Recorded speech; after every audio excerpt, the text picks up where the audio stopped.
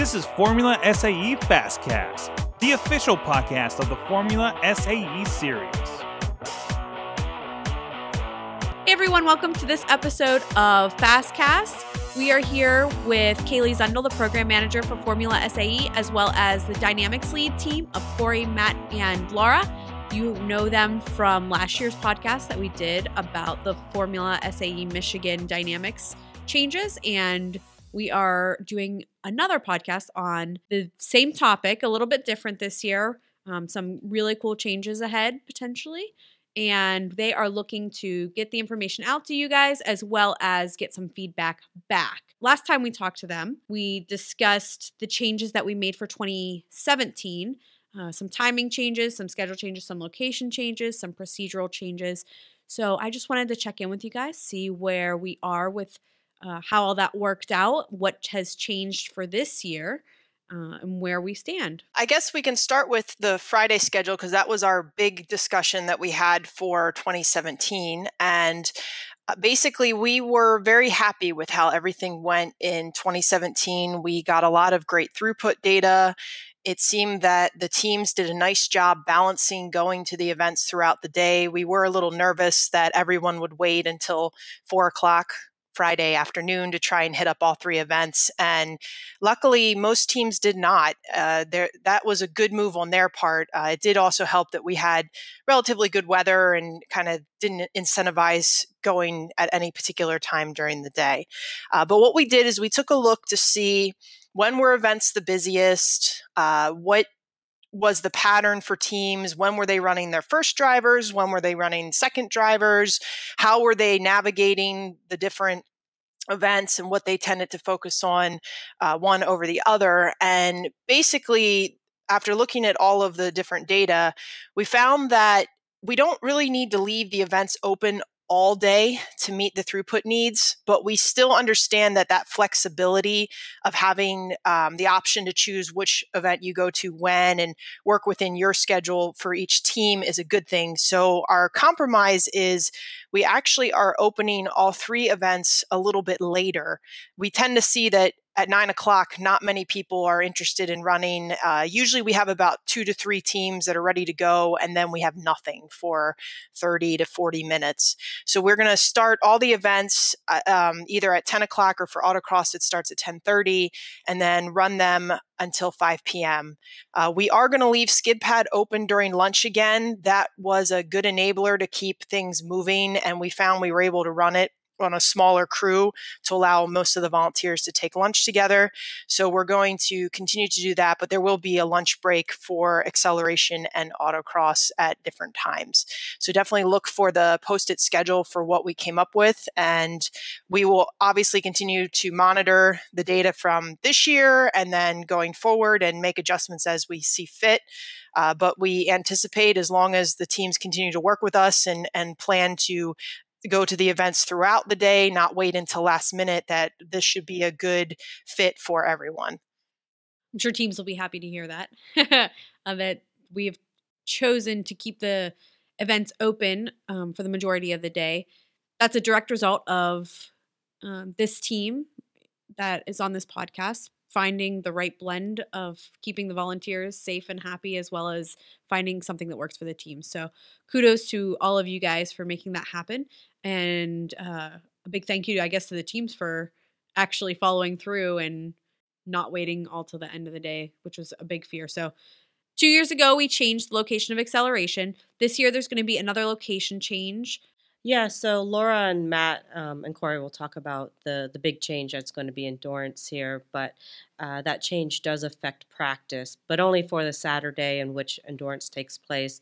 Practice will remain out on the track in its previous location for Thursday and Friday, but on Saturday we will actually relocate it to the front of the track at the very end of where acceleration would end. And that's just mostly so the students still have a chance to go and scrub their tires and get on track a little bit. It won't be as full and as fun as the current practice track that they will experience on Thursday and Friday, but it will still serve its purpose. And one thing that's actually kind of nice for the students is that fuel station's right there. So it will be less of a push for them. So let's get right into the big change for 2018, which is an expansion of the endurance course. First, does this affect autocross? And then I guess we can talk about how it's going to affect endurance. It doesn't affect autocross at all, being that operates on Friday. So that track will remain similar to in the past years. Correct. Yeah. I mean, Matt, obviously, who's on the podcast, designs the tracks. So he can speak more to that with regards to autocross and endurance, but it shouldn't affect autocross. Yeah, there aren't many impacts to autocross. I think this year's course may be a little bit longer than it was last year, but that's more just due to the design of the course than anything else. The only real impact to autocross is that the photographer area won't be there just by the way we're setting things up. It'll be in the way in a sense, so it gets to become a bit of a challenge to have it in the same location that we've had in years past out by gate 12. So that's the biggest impact to autocross, but otherwise autocross should run very similarly to the way it did last year for everyone who was there. Yeah, so that Matt actually makes a good point. One of the things that will impact teams in general for both Friday and Saturday is the photographer area we used to have on track will no longer exist. Will we have a solution at all for those teams that are looking? Not this year right now, just because we are constrained in which we can operate the track. We have to leave so much, barrier room between the track and the barriers for safety. And in past years, bringing in a lot of water barriers to make a very skinny, area that students could be in between water barriers and the actual NASCAR barriers just wasn't ideal. So it'll be a little rough for this year, but I think some of the changes that Matt and Laura will talk about with the 2019 course will alleviate that. But if a student has a really good camera, they could walk up to the fence and they can take the photos that they really need. I know it's not ideal, but to have the better course, which Matt and Laura will get into the reasons of why we're doing this for this year based on what happened in 2017, it's just the compromise we have to make this year. And we'll have a photographer, SAE. We'll have a photographer on site. We've actually had him for the last 2 years. And we just need to do a better job at making those photos available, out for the public. Yep, I think that is an easy solution for that this year is to get them on series resources and teams can access them right there. All of the photos in full resolution. Yes, there won't be a photographer area. However, we have a solution that will be waiting for you guys in the future years. That'll be something that we can try to work on for a better solution that helps the teams as well. Okay, so let's get into the official. The why. So we talked a little bit about the endurance track is expanding. Do you want to go into more details about that specifically? So last year we had a record number of teams. I forget the exact number, but it's more than ever. And not only registered, but also were able to qualify for endurance and then also finished endurance. So it was just a record year number-wise. And then we had amazing weather. It was gorgeous and beautiful and a really good time to be out all day. Everybody was pretty happy about that too. And we didn't have any breakdowns. We didn't have any fires. We didn't have any oil spills. We didn't have any real time-consuming issues where the track was down for any significant period of time. So you put all those three things together and you think about the fact that we started at our normal time and we didn't finish till like 5:15, 5:30. And knowing that this coming year, one of those things isn't going to happen. Either we're going to have bad weather or we're going to have even more cars get in or whatever. As the progression has been every year, we've gotten more and more cars qualify for endurance. So we're running into a constraint wall of time and resources and such. So in order to alleviate that, we're going to extend the track down into the practice area, making the track, 20, 25% longer. And instead of running say 7 cars at a time on track, we'll have maybe 9 or 10. So that should reduce the amount of time it takes during the day and give us a little bit of leeway on if we have an oil spill or a fire or whatever.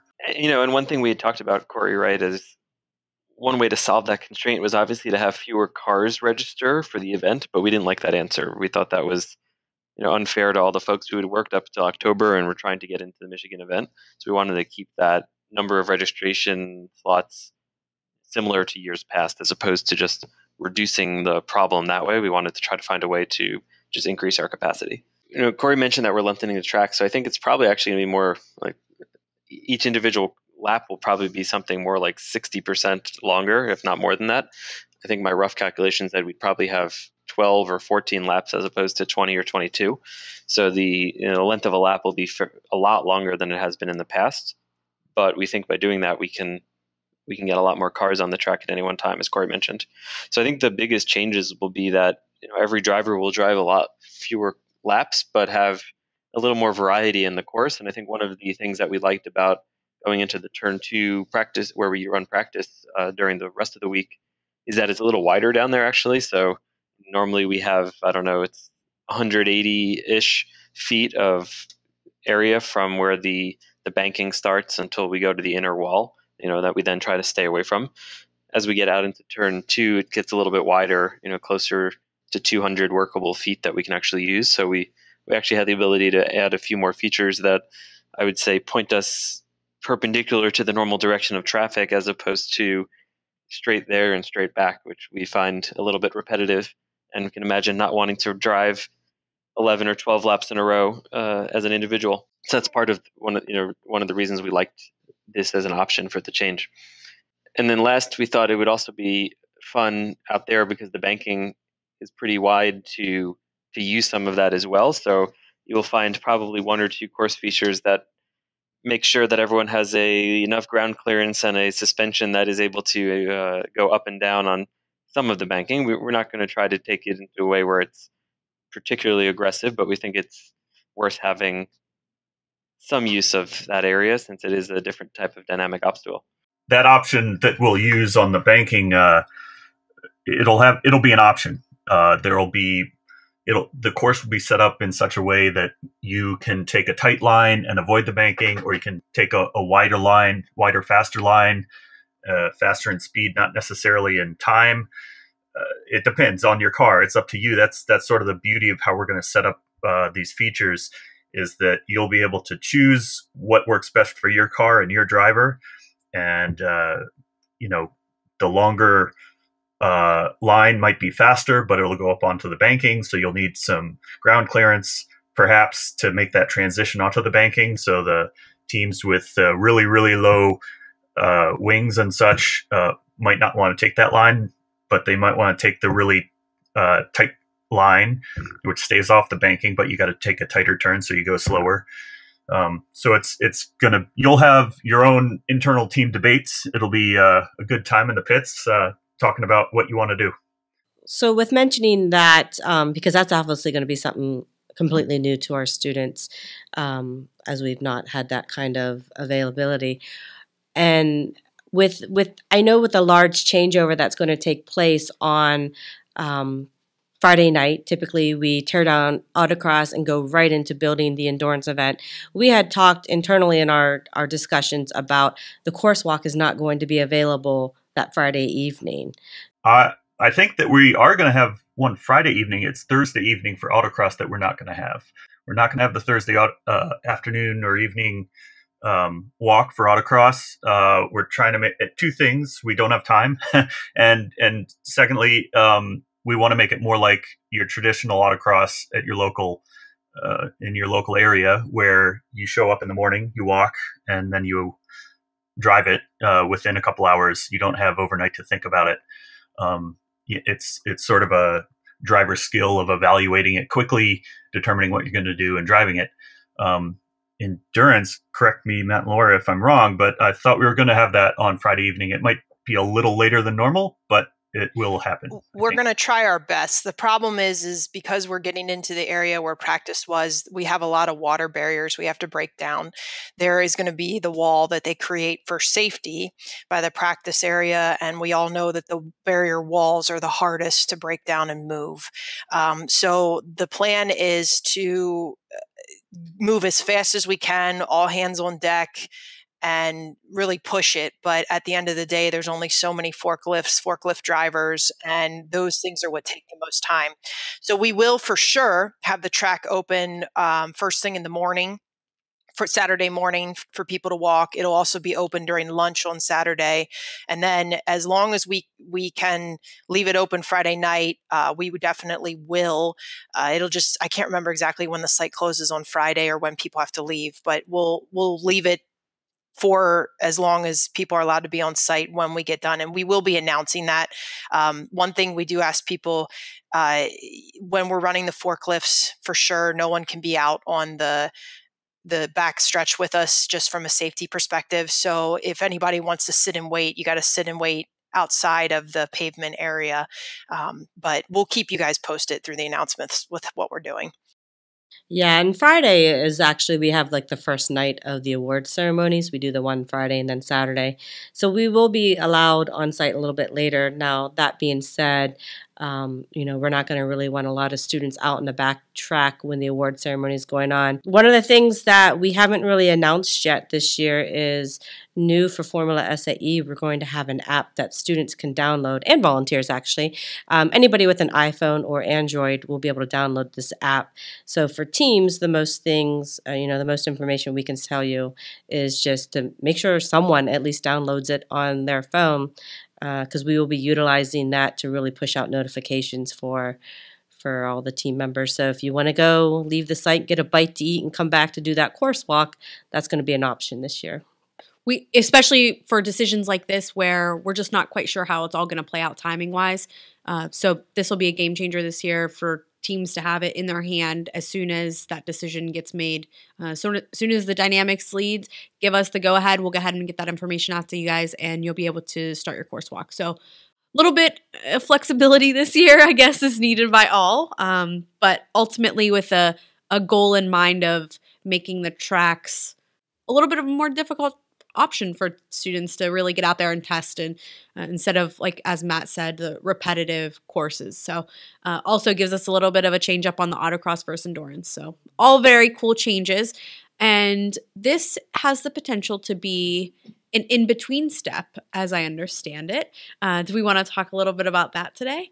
Yeah, so I just want to step in real quick and give, major accolades to the team that's on this podcast. Laura and Matt and Corey every year sit down and they spend hours going through the data and everything, trying to give the students the best experience. Last year they made great headway with expanding all the Friday dynamic events. This year, we did it again, and they really exercised different options. And although we were all probably more excited for the 2019 option, logistically, we knew we had to put this little transition period in there. But the amount of work that they do is just amazing. So, and I'd like to say they do it all for the students, right? But the volunteers, obviously, they get bored of the same track from time to time too. So they do it for themselves as well. But it is truly at the heart of making sure the students have the best experience. All of them have been past competitors themselves,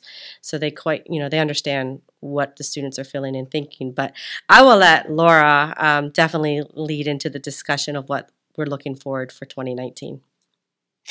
Thanks, Kaylee. No, we have a lot of fun doing this, and I'd like to think we do it all for the students too. But yeah, I have an attention span of a gnat, so I usually get bored a little bit with doing the same thing over and over again. And I'd like to think the students do too, even those who only compete with us a couple years. It's nice to change it up a little bit now and then. So when we ran into our problem with capacity, that we had, as Corey described, a perfect year quote unquote, in 2017. And we started on time and we ended about when we expected to. So that we realized that was an alarm saying, what happens if we do have an issue? So we looked at how do we increase the throughput of the event to allow us to continue to accept the same number of teams. And one of the things we looked into was moving into the infield course at MIS. The infield course is run by the Lemons program. I think Chump Car goes there. I'm sure there's other groups that get together. It's not a bad track. In fact, Corey's actually raced on it with his Lemons or Chump, Corey? Chump, yeah, with his Chump Car, his Duster. No. And well, actually, I raced with a friend in his BMW for Chump Car a couple of years ago, and it's a good track. It's interesting and fun, and you get to race from on the banking from 3 to 1, which is from gate 50 around to the tunnel where the car tunnel, and it's a fun track. And it's not particularly wide, but it's wide enough that we should be able to make some interesting course features. Yeah, so we took a look and we realized we couldn't run the full infield or the full MIS infield course that you run in Chump Car, just because that's designed for different vehicles. It's not ideal for the Formula SAE cars. So we took bits and pieces and we brainstormed how could we integrate some of the infield course in with different parts of the track. And we came up with 2 ideas we like the best. And I know we're going to have a PowerPoint posted that shows both of those ideas, but essentially one we're calling the pit road option, and then the other one is back straight. And that talks about the course feature that it uses. We like both of these, and we don't like both of these. Both have their pluses and minuses. Basically, it comes down to the pit road option is probably the coolest we could do from a spectator perspective, because people can get up in the grandstands, you can get on top of the suites like you do when you watch acceleration. The back straight is probably the most interesting from a course design, because we'll be able to take the entire width of the pavement of the back straight to put in all different features. And if you look at our maps that we're posting, please don't think that's the actual map. That's just us throwing in some squiggly lines to kind of give you some representation that it's more than just driving straight back there. No, we already have sketched out tracks that go through both parts of the course and done lap sims against them to think about speed. So this has been a busy year when it comes to that front. Absolutely. So what we're looking to hopefully get some feedback from the students are, what do they think about this? There's definitely, the pluses are we get something a little bit different. We extend the course. We can get more cars out on track, helping our throughput problem. And then, it's also an opportunity to, like the pit road option, give you a new way to watch the event. You will be able to see the majority of the track from the grandstands with that option. Or in the back straight, it gives us the opportunity to do more than our typical slaloms and various squiggly lines that we're trying to get away from as best we can. But if you choose the back straight option, the spectator area is tough, because where we usually have the bleachers in looking in the infield, we would not be able to have, because you can't access the middle of a hot track. That would be dangerous to try and have pedestrians moving over. So that's kind of the gist of what we're working through. And I'll let Matt and Corey chime in with some more details with different things that we've done. But we're pretty excited about this. I know it was something that was hot on my to-do list, but bummed that we didn't get to do it for this year, but glad that we're taking the right steps to understand how to get there. We didn't want to completely surprise the students a couple months before competition with a huge tear up like this without discussing it with them first. I think one of the things to add too is, so although we're talking about this right now on the podcast, at the welcome ceremony this year for the 2018 event, Laura, Matt, and Corey will all be available at the welcome ceremony, because they're going to talk a little bit more in depth at that time as well. So we do that at the beginning of the week so that when you see them throughout the end of the week, they don't really get a lot of time to talk to the students, but when you see them within the garage area and whatnot, it's a key time to try to grab them and talk to them. We will be sending a survey out, whether we include it in the overall event survey or separate survey. We haven't quite decided yet, make sure you're available if you're really interested in this topic, because they're really looking forward to your feedback. Yeah, right. Come find us during course walks or things like that, and happy to talk it through. I think, as we've thought about the infield course, and Corey weigh in, I think one of the challenges we faced is, it's not that wide, those areas that are actually in the grass. So we want to be out there and really think about and see how much can we set up features and make it a both safe and fun course that has variety, that isn't 200 foot of straight followed by a turn followed by 200 foot of straight.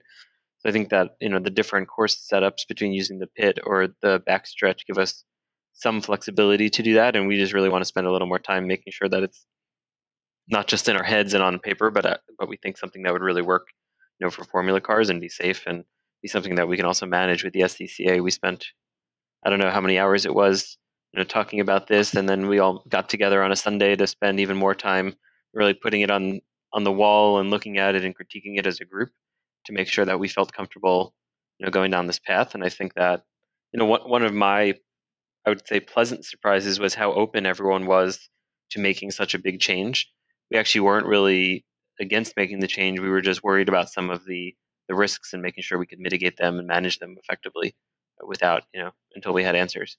I think one thing we might try this year while we're there is set up cones on some of the infield course area, and we're going to have to figure out the safety aspect of that, how to keep students away from our quote unquote test area. But you may see us set up some sections on the road course area just so that we can run a golf cart through them the same way we run the golf cart out on the dynamics pad through the course, to make sure, things aren't too tight or loose or whatever. We may be doing a little bit of that. You may see us do that just so that we can evaluate the potential for next year's course on the infield road area. And if you do see us doing that, please stay well back. I'm sure we'll have cones or people yelling at you or something. Just wanted to remind people that we're going to stick with our new drivers meeting template, where the meeting's going to be 10 to 15 minutes going over some crucial bits. So please make sure that you look at the posted drivers meeting ahead of time. And if you have any questions, bring them with you, and we're happy to answer them there. That was well received last year, and we preferred that over boring you for over an hour. So, come prepared and make sure you find us before things get rolling to answer any of your questions. We're happy to stay as long as needed to do that. So next steps for teams are keep your eye open for the dynamics slides that are going to be released in the next few weeks or so. Also, check out the course layouts that we have linked on this podcast. I will also link to last year's podcast where we talked a little bit about why we made some of those changes from last year. So if you're interested, you can check that one out as well. And then really make sure you put something on your calendar to remind you to come to the welcome ceremony, where this group will be talking about the potential changes for 2019, looking for your feedback, making sure you all have a really good understanding of what both options are bringing to the table, both the good and the bad, I guess. And please, please, please be sure to fill out the survey when you see it come out, whether it's in the event survey or otherwise.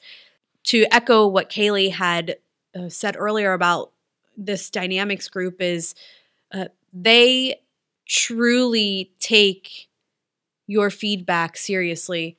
I've never seen a group of volunteers so committed to listening to students and seeking out their input and following through with it, right? I mean, that's a really cool thing to have on your side, honestly, team. So that survey is really important. Please make sure you fill it out.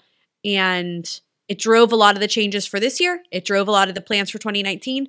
This will be your chance to give kind of some final feedback about what direction you think we should be moving for 2019.